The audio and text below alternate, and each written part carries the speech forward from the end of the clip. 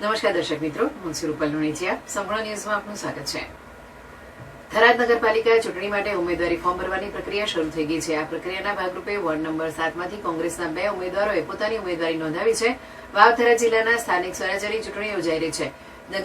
થરાદ નગરપાલિકા માટેના ઉમેદવારી ફોર્મ થરાદ પ્રાંત અધિકારી કચેરી ખાતે ભરવામાં આવી રહ્યા છે. આજે વોર્ડ નંબર 7 માંથી કોંગ્રેસ પક્ષ વતી પૂર્વ ઉપપ્રમુખ રમેશ રાજપૂત અને નીતાબેન દિલીપકુમાર દવેએ ઉમેદવારી ફોર્મ ભર્યા હતા. આ સાથે નગરપાલિકા ચૂંટણીમાં રાજકીય ગરમાવો જોવા મળી રહ્યો છે. આગામી દિવસોમાં અન્ય પક્ષોના તથા અપક્ષ ઉમેદવારો પણ પોતાની ઉમેદવારી નોંધાવશે તેવી શક્યતા છે, જેનાથી ચૂંટણીલક્ષી ગતિવિધિઓ વધુ તેજ બનશે.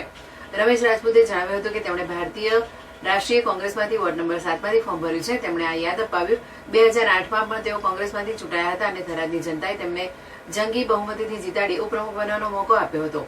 તેમના પરિવારમાંથી 2003થી સતત વોર્ડ નંબર 7માં સભ્યો ચૂંટાતા આવ્યા છે, જેમાં તેમના પિતા 5 વર્ષ ઉપપ્રમુખ રહ્યા હતા અને મોટા ભાઈ પદુભાઈ રાજપૂત 2 ટર્મ પ્રમુખ રહી ચૂક્યા છે. દિલીપભાઈએ માહિતી આપી હતી કે તેમની પત્ની નીતા દિલીપકુમાર દવે આજે વોર્ડ નંબર 7 માંથી કોંગ્રેસ વતી ઉમેદવારી કરી છે.